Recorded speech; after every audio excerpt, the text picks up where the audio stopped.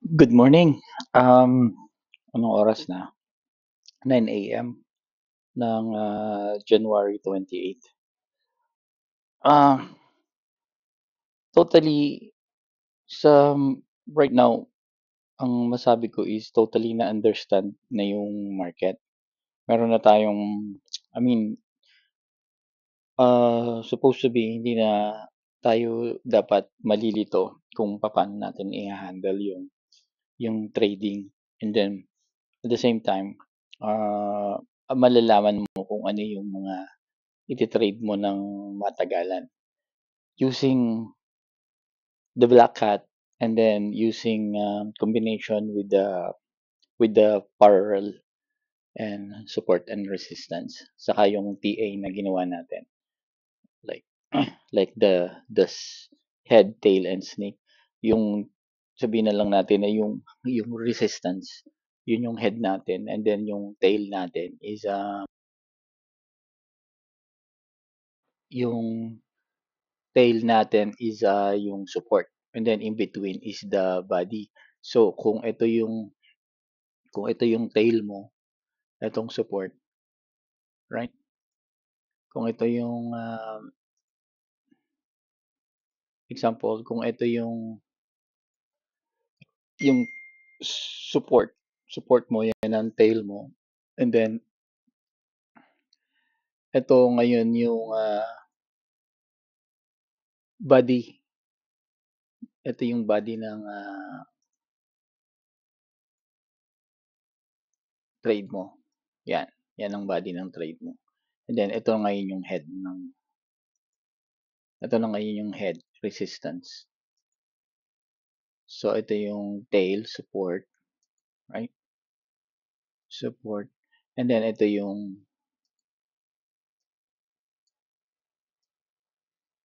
head, which is last resistance. Yun ang last resistance. Last support. And then ito yung trending body. Trending body. Yan. Ito yung trending body natin. Yan.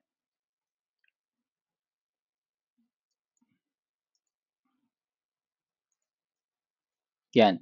Yan, ganyan lang ang compose. Yan lang ang compose ng technical analysis natin. Right? So, mag-start tayo, syempre, sa pinakadulo kung saan nag-start yung trend. And then the rest follows. Like this is the tail, and this is your head.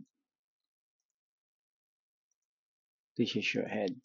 Kung ang tinitrade natin is one day, dito ka dapat mag-start mag-trade. And then itong head, depende kung nasaan yung pinaka-tail mo. Yung head mo, hinahanap mo pa lang. Yeah. And then ang ang ang trade mo ngayon is always nasa overbought and oversold. Yung mga bumabalik na yan, yan lang ang tinitrade mo. Yung in between yan is the body. Kung nandito ka nag-start, ang ihihit mo lang dyan, eto lang, puro long. Kung nasa taas ka, puro short ka. Like, kung na-hit mo na to, puro short ka na dyan. Puro short ka na dyan. I-start doon. So, kung mahanap mo na yung mga yan, alam mo na yung susunod mong gagawin. Right? Like, dito, yan, yung dulo na yan, mahahanap mo yan. Mahahanap mo yan. Kasi, wala nang ibang dumikit dyan eh. Wala nang ibang, yan lang yan. So, anong susunod mong na, kunyari, ito na yung support mo, right? Ano yung susunod mong iti-trade dyan? Itong dumikit na to sa overbought. Ayan, oh. Anong susunod mo iti-trade dyan? Itong bumikit na yan sa overbought. Ayun. Diba? And then the rest follows. So, wala nang kahirap-hirap ang pagtitrade mo ngayon. Ngayon dito, anong susunod mo na trade dyan? Ito. yung dumikit na 'to, puro long, eto puro short. Lahat ng nasa taas 'pag nakita mo na yung na-isolate mo na yung high nila, 'di ba? Eto, hindi ka magte-trade ng short dito kasi uptrend 'yan, eh. Ayan, oh, eto yung mga support mo sa ilalim, 'yan ang ite-trade mo. Itong mga support mo na 'to, 'yan ang ite-trade mo, yung mga support na 'yan, 'di ba? Eto, support, support, support. 'Yan yung mga ite-trade mo ng long, 'yan. Lalo na rito nasa overbought ka na, support 'yan, 'di ba? Nag-start ka sa day, pero ang pinaka main support mo is etong tail. Which is alam mo na 'pag nakuha mo yung tail, papaano mo makukuha yung tail? Ito yung tail, right? Ayan yung tail. Ang sumunod na trade mo is nandito, hindi bumaba sa tail. Ayan na, oh, hindi bumaba sa tail. Kung i-measure mo 'yan ng fibs, eksakto 'yan or malapit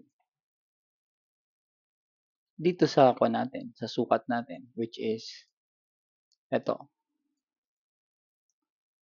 'di ba? So bullish 'yan. Diyan nag-start ang bullish mo, heading bullish. Possible bullish, 'yan, 'yan. Simula diyan hanggang doon sa taas, 'yun ang trade mo. Ang confirmation niyan is etong mga 'to. Ito yung una, ay yung dito nag-consolidate, right? And then pupuwede mong gamitan ng technical analysis. Ito yung pinakamababa mo, ito yung pinakamababa mo, ito yung, major pullback mo, and then hintay ka ng magbe-break dito sa major pullback mo. Yan, which is eto. So, kung dito ka ngayon, yan na ngayon ang susunod mong trade kung gagamitan mo ng technical analysis na kumpleto, yung complete technical analysis. Kasi kailangan niyang sa technical analysis na yun, kailangan niyang ma-break tong resistance, yung malakas na resistance, which is this one, right? So, yan ang resistance mo. Ito yung support mo, last support. Ito yung last resistance mo. Last resistance. So, kailangan ma-break yung last resistance na yan. And then, yung pullback ng last resistance na yun, yun ang entry mo. Sandali. Eto. So, ito yung last resistance. Ito yung last support. Binrake niya. And then, nag-pullback siya. Itong pullback na to, ito yan. Diba? So, ang technical head yan. Small head yan. So, pwede mong i-technical analysis din yan, which is the same thing as this one. Punta ka nga lang ng lower time frame. Let's say, punta tayo sa 5.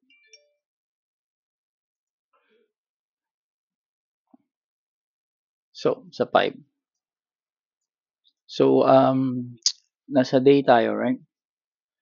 Ito yung hinahanap natin.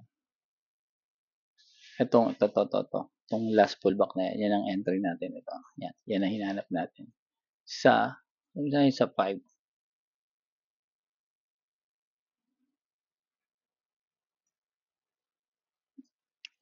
Day.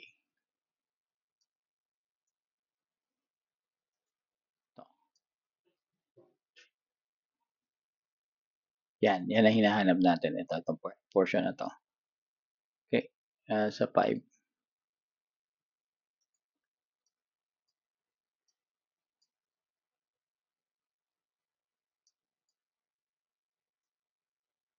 So, ito yon. Ito yung hinahanap natin. Itong last na to. Yan. So, technical analysis mo lang din yan. Anong gagawin natin dyan? Kunin natin yung strong. Let's say, ito yung last support mo. Ito yung last support mo, right? Ito. Ano yung strong na pullback niya? Ito. So, ito yan. Ito lang ang kailangan mo i-break. Yan. So, ito yung last na support. Ito yung strong na pullback mo. Ito yung pinamataas na yan. Strong pullback mo yan. Hintayin mo lang ma-break yan. So, nung na-break yan, ito yung entry mo. Diba? From resistance, pumunta ng support, binrake niya yung resistance mo, and then bumaba siya dito. So, ito ang entry mo. Long. Buy long. So, kung mabili ka sa day,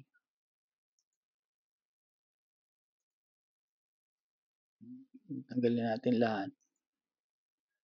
Yan. And then, ito yung last na support mo. So, hindi ka dito nag-entry. Hindi ka dito nag-entry.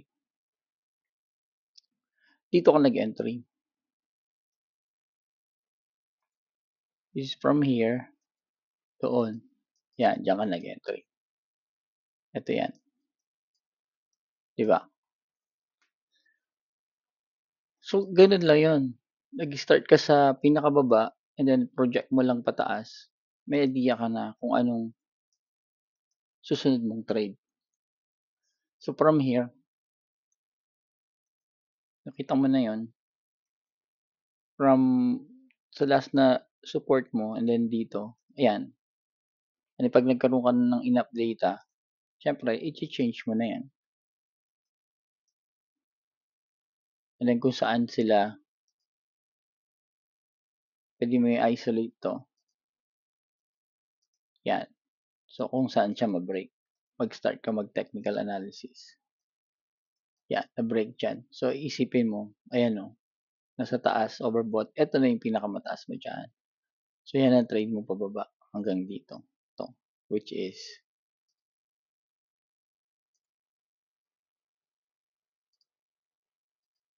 15%. Eto, nakuha mo to eh. Simple lang yung pagkakuha mo dito eh. 100%. Diba? Simple lang pagkakuha mo dyan. Nasaan tumapat to? And sa overbought. Oversold. So, oversold. Ito, oversold. Anong entry mo? Yung susunod na malakas. Ito. Yan. Which is ito yun. Other way around. Pwede din yan. So, anong susunod mo na entry dito na malakas? Ito. Which is ito yun. Hanggang doon. And then, na-terminate na dito. Ayan, naging resistance. May kita mo yan sa lower time frame. And then, bumalik siya. Nagkaroon siya ng divergence. Ibig sabihin, tataas na naman yan. Diba? Ngayon, nasa na tayo? Anong pinakamataas natin? Ito.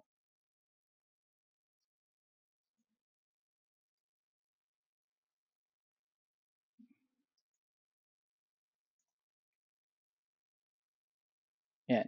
Yan ang pinakamataas natin ngayon. Last resistance.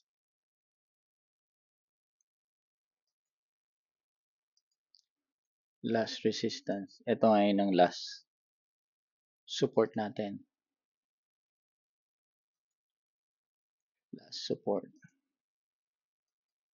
And then, pwede nating usein yung Fibs para may idea tayo kung hanggang saan bababa yan.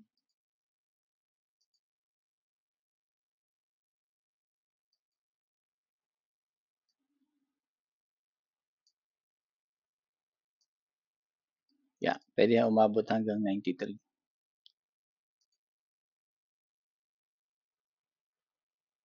Yan, dito ang pullback niya. Pullback. So, ang kailangan mo lang dito is sa lower time frame, let's say 45.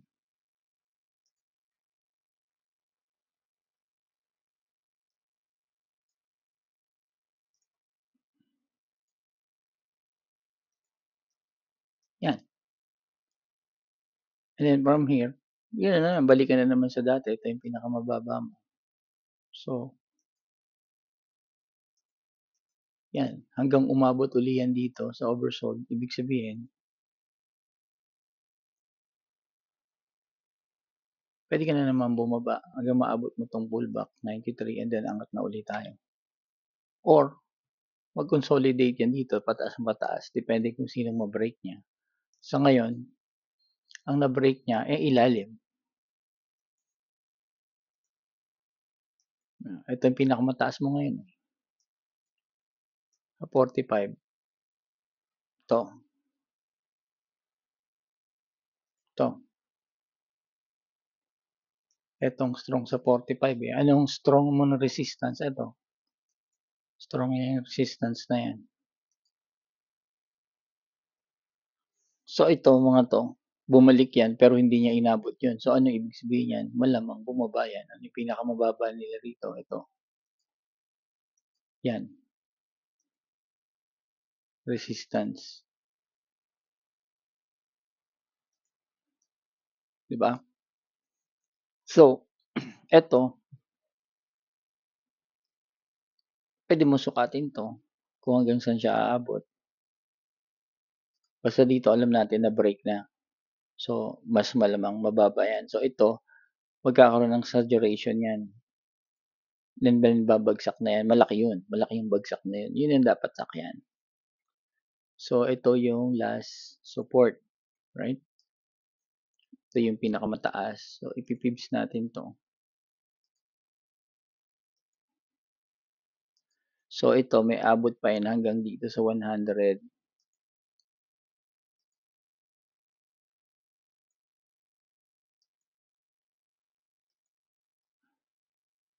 Bago siya mag-start bumaba. Yan. Yan ang tansya natin.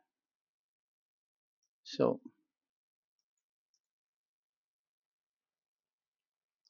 somewhere around 105 magte-technical analysis tayo. Kasi bababa yun hanggang dito sa ano yung sinabi natin kanina.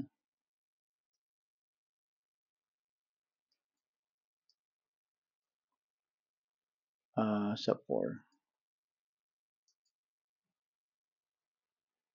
To. 93. So 105, somewhere around 105, magda-down siya sa 93, which is 10%. Once na ma-hit niya yung resistance niya dito. Okay? Sana naintindihan nyo. Yun lang for today.